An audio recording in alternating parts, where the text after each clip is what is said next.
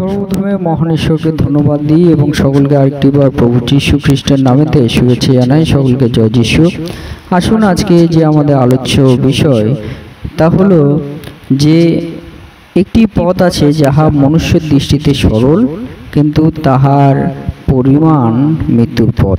সে বিষয় নিয়ে আজকে আমরা আলোচনা করব। তাই যতজন ঈশ্বর সন্তানেরা আপনারা যুক্ত হয়েছেন, শুরু থেকে শেষ অবধি ঈশ্বরের বাক্য শোনার জন্য অনুরোধ থাকলো। আসুন আমরা এই সময় ঈশ্বরের বাক্য আমরা শুনি। হিতোপদেশ তার 14 অধ্যায় 12 পদ। একটি পথ আছে যাহা মনুষ্যের দৃষ্টিতে সরল, কিন্তু তাহার পরিমাণ মৃত্যুর পথ। এই সত্য বাক্যে আমাদের প্রত্যেককে আশীর্বাদযুক্ত করুন, আমেন। স্বর্গের পিতা, প্রেমময় প্রভু, তোমায় ধন্যবাদ দিই আজকে এই সুন্দর দিন দিয়েছো, আর এই দিনে তোমার চরণতলে আমাদের জীবনকে সমর্পিত করি পিতা। এবং প্রভু, তোমায় যে আমাদের যে পথের বিষয় বুঝতে আমাদেরকে জানতে আমাদেরকে সাহায্য করতে চাইছো প্রভু, সে বিষয় সকল বুঝতে যেন আমরা পারি, তুমি আমাদেরকে দয়া করো। সকল সন্তান যারা শুনছে সকলের সঙ্গে সঙ্গে তুমি থাকো পিতা, আশীর্বাদ করো। প্রার্থনা প্রভু যীশু নামে চাই, আমেন। জয় যীশু।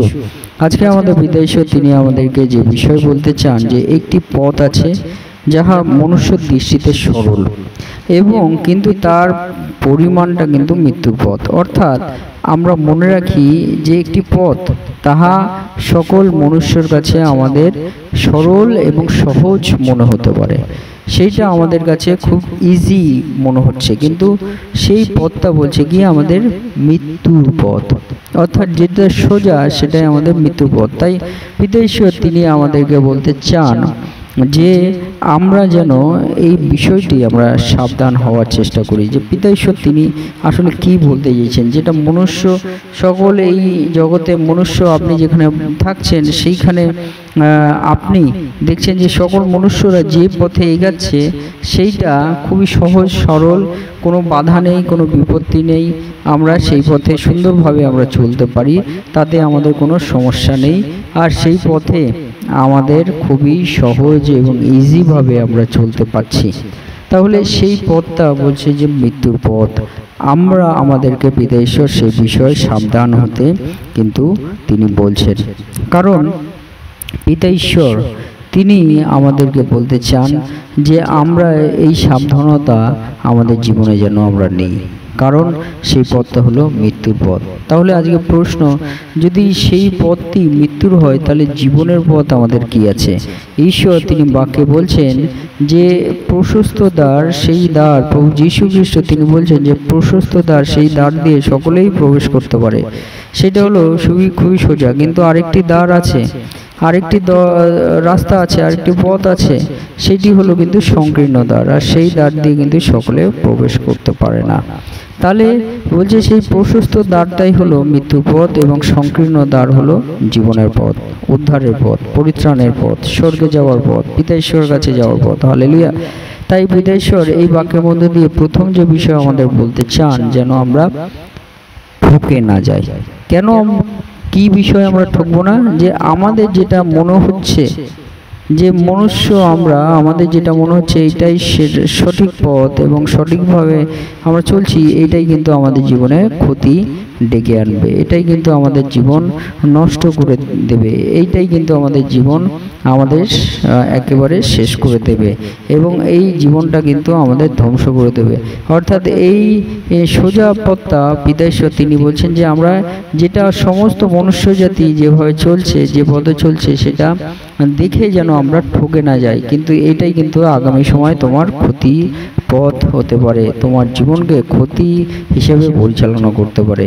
তাই এই বাক্যের মধ্যে দিয়ে পিতা ঈশ্বর তিনি আমাদেরকে বলতে চান একটি পথ আছে যা মনুষ্যর দৃষ্টিতে সরল, কিন্তু তাহার পরিমাণ মৃত্যুর পথ। তাই এই বিষয়ের মধ্যে দিয়ে ঈশ্বর তিনি আমাদের বলতে চান আমরা যেন ঠকে না যাই, আমাদের সেই বিষয় থেকে আমাদের সাবধানতা আমাদের রাখতে হবে। এবং 2 নম্বর বিষয় পিতা ঈশ্বর বলছেন যে আমরা ব্যক্তিগতভাবে যেন ঠকে না যাই। যেমন মনুষ্য দৃষ্টিতে খুবই সোজা, সেই পথ দিয়ে সকল মনুষ্যরা যাচ্ছে। আর 2 নম্বর বিষয় হলো বাস্তবতা। বাস্তবতা কি, যে মনুষ্যরা যেই পথ দিয়ে সকল মনুষ্যরা, আপনি যেখানে থাকেন সেইখানে দেখা যাচ্ছে সকল মনুষ্যরা যে দৃষ্টিভঙ্গিতে তারা এগিয়ে চলছে সেইটা, এবং বাস্তবতা কি, মনুষ্যর দৃষ্টিভঙ্গিতে যেটা সঠিকভাবে সরলভাবে তারা এগিয়ে চলছে ওইটাই বলছে মৃত্যুপথ। এবং বাস্তবতার বিষয়ে আমাদের জানার দরকার আছে যে পিতা ঈশ্বর তিনি আমাদেরকে বলছেন যে সংকীর্ণ দ্বার দিয়ে যারা প্রবেশ করে সেইটা হলো আমাদের জীবনের পথ। সেই পথ দিয়ে সকলে চলছে না, কিন্তু প্রশস্ত পথ যেটা, সেইটা চওড়া পথ, আর সেখানে হাজার হাজার লক্ষ লক্ষ মানুষ সেই পথ দিয়ে, কোটি কোটি মানুষ সেই পথ দিয়ে চলছে, আর সেইটা কিন্তু আমাদের মৃত্যু পথ। তাই এই মধ্য দিয়ে পিতা ঈশ্বর আমাদের বলতে চান আমরা ব্যক্তিগতভাবে যেন আমরা ঠকে না যাই। আমরা যেন চিন্তা করি আমরা ব্যক্তিগতভাবে যেন আমরা ঠকে না যাই, আমাদের এই বিষয়টি যেন আমাদের মনে থাকে। কারণ মনুষ্যর দৃষ্টিভঙ্গি এবং বাস্তবতার দৃষ্টিভঙ্গি এই দুটোর মধ্যে ফারাক আছে। মনুষ্যের দৃষ্টিভঙ্গি সেটা সোজা, কিন্তু বাস্তবতার দৃষ্টিভঙ্গি সে আমাদের সেই চলার পথ যেন কঠিন হয়, আর সেটাই আমাদের কাছে জীবনের পথ। যেমন কঠিন বলতে সেইটা হলো সংকীর্ণ দ্বার, সেইখানে অনেক কিছু বাধা নিষেধ আছে। যেমন প্রভু যীশু খ্রিস্ট তিনি আমাদেরকে সৎ এবং সত্যভাবে আমাদেরকে তার পথে পবিত্রতায় চলার তিনি আহ্বান করেন। সেইভাবে আমরা সেই সংকীর্ণভাবে দ্বার দেওয়া যদি আমরা প্রবেশ করি, পিতা ঈশ্বর বলছে সেটা কঠিন, কিন্তু সেটাই জীবনের পথ, সেটাই স্বর্গের পথ, সেটা উদ্ধারের পথ, সেটা পবিত্রার পথ। হালেলুয়া। তাই আমাদেরকে মনে রাখতে হবে আমরা যেন ব্যক্তিগতভাবে ঠকে না যাই। পিতা ঈশ্বর সে বিষয় কিন্তু আমাদের বলতে চান। তাই আমরা বাস্তবতা যেন আমাদের জীবনে আমরা রাখি। এবং শেষে আপনাদের বলতে চাই যে 3 নম্বর বিষয় যে আমাদের নৈতিক পরিচালনার প্রয়োজন আছে।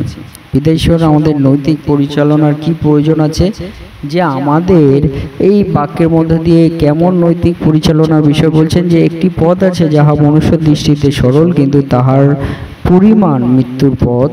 আর এই বাক্যের মধ্যে দিয়ে পিতা ঈশ্বর সেই জন্য আমাদের বলছেন যে আমাদের তাহলে কিসের দরকার আছে, আমরা মৃত্যুর পথটা জানলাম, তাহলে উদ্ধারের পথটা কি, সেই বিষয়টা আমাদের কিন্তু জ্ঞানের দরকার আছে, নৈতিক জ্ঞানের দরকার আছে, হ্যাঁ, ঈশ্বরের জ্ঞানের দরকার আছে, যে আমাদের তাহলে জীবনের পথটা কি সেইটা আমাদের জানা দরকার আছে। যীশু খ্রিস্ট বলছে আমি পথ, সত্য এবং জীবন। হালেলুয়া।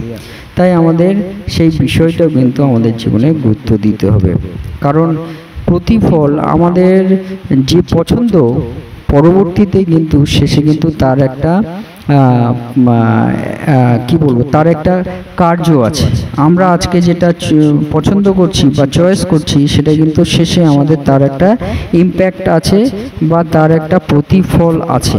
সেই প্রতিফলটা কি, যদি আজকে আমরা সহজভাবে সকল মনুষ্যরা যে পথে যাচ্ছে সেই পথটা বাঁচি, পরবর্তীতে কিন্তু মৃত্যুর প্রতিফল আমাদের জীবনে পড়বে। কিন্তু আজকে যদি আমাদের এই জীবনটায় যদি আমরা কঠিনভাবে আমরা আমাদের জীবনে চলি সত্যভাবে, তাহলে পিতা ঈশ্বর বলছে যে আমাদের পরবর্তীতে তার একটা কনসিকুয়েন্স বা প্রতিফল আছে, সেটা হলো কিন্তু উদ্ধার।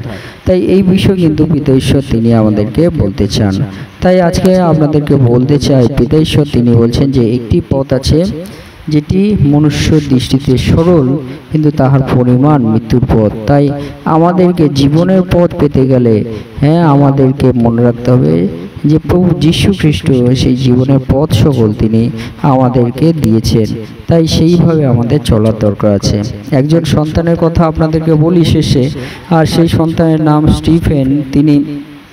তিনি প্রভু যীশুর উপাসনা করতেন এবং প্রভু যীশুর নাম প্রচার করতেন। এবং সেই স্টিফেন তার কি হয়েছিল পরবর্তীতে, যে সমস্ত জগতের মানুষ তিনি যেখানে যেখানে প্রচারে গেছেন সেখানে দেখছেন যে প্রভু যীশুকে ছাড়া অন্যকে তারা ডাকছে, এবং তাদের সেই জীবনটা খুবই সহজ এবং অসৎ ভাবে জীবনযাপন, এবং তাদেরকে সেই ঈশ্বরের সেই সৎ পথে আনার জন্য প্রচার তিনি করতেন। আর সেই সময় কি হলো, সেই অসৎ লোকেরা স্টিফেনকে মারার চেষ্টা করলো এবং স্টিফেন সেই সমস্ত আঘাত সে বহন করলো, কিন্তু সে বলল না যে তোমাদের ওই পথেই যাব, আমি তোমাদের ওই পথটা আমি অনুসরণ করব, আমাকে ছেড়ে দাও। কিন্তু তিনি তা বলেননি, কিন্তু তিনি প্রভুকে কাছে প্রার্থনা করতে শুরু করলেন এবং তাকে যখন মারতে মারতে তাকে প্রায় মৃতপ্রায় করে দিল, তখন সেই স্টিফেন তিনি যীশু খ্রিস্টের দর্শন পেয়েছিলেন। তাই আজকে বলতে চাই যে এই স্টিফেনের জীবনটা শুরুতে আমরা দেখেছি কতটা কষ্টকর, এবং সেইটা হলো প্রভু যিশুর পথ অবলম্বন, আর সেইটাই হলো যে সংকীর্ণ দ্বার, এবং পরবর্তীতে তিনি যিশুর দর্শন পেয়েছিলেন। এতে কি তিনি তার জীবনে পেলেন, তা হলো তিনি জীবনের পথ পেলেন। যীশু খ্রিস্ট তিনি জীবন দেবেন, হালেলুয়া। তিনি মনুষ্য তার মৃত্যু দান করলো, যীশু খ্রিস্ট সেই মৃত্যুকে হারিয়ে জীবন দান করবেন তাকে। তাই এই বাক্যের মধ্য দিয়ে আমরা কি বুঝতে পারি যে জীবনের পথ প্রভু যিশু। তাই আসুন সেই প্রভু যিশুকে আমরা বিশ্বাস করি, তার চরণতলে আমাদের জীবন সমর্পিত করি। ঈশ্বর তার বাক্যে আমাদের প্রত্যেককে আশীর্বাদ যুক্ত করুন। আমেন। জয় যিশু, জয় যিশু, জয় যিশু।